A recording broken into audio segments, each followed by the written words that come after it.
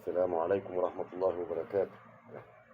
أحبابنا على القناة، النهاردة عندنا مشكلة في المحرك ده هنوضحها للناس حبايبنا.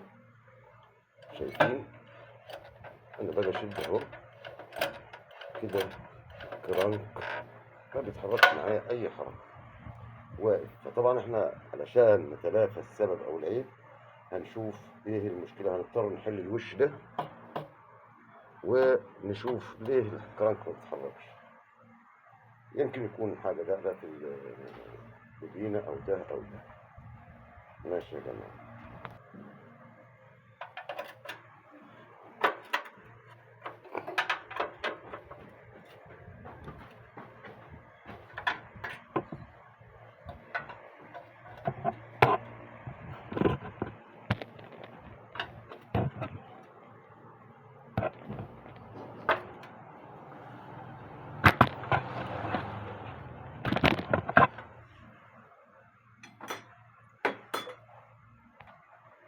اللي ما يجيش بموسى يجيب فرعون.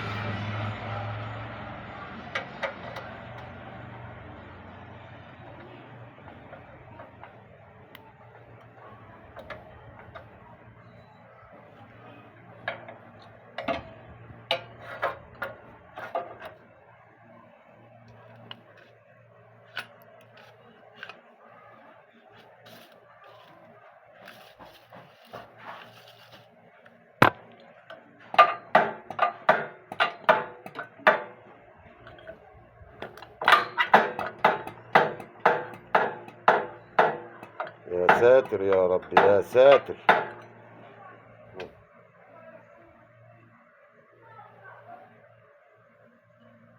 كده الشك وصل لأبعد مما نتخيل. الحكاية تكون بسيطة، الحكاية مش بسيطة.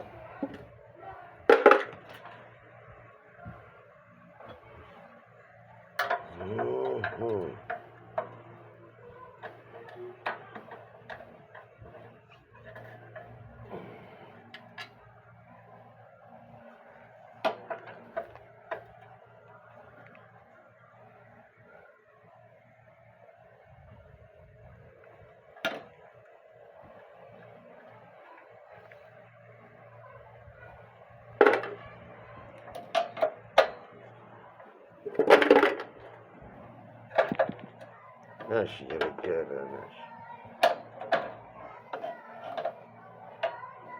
هنشوف ايه المشكلة بقى في ان المكنة دي بتدغدغ في نفسها كده.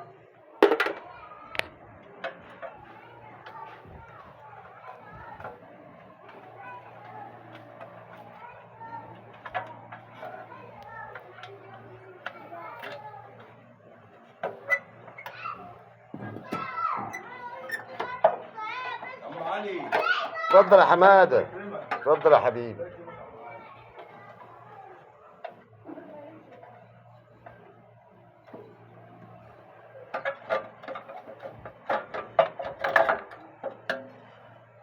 شفتوا يا رجالة ده ايه؟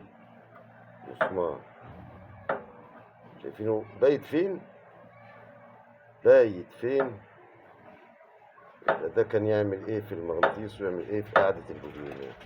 الشخص ده من حظه ان مسمار التانك ده، المسمار اللي ماسك التانك اهو يا رجالة، يبقى من هنا.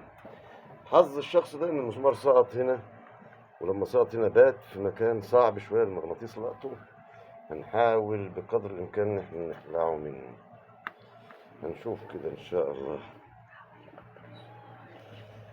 ماشي، هنوريهم المسمار بالظبط مكانه فين. اهي، شايفين المسمار اهي بايت ازاي؟ هو ربط مسمار ألانكيه، مسمار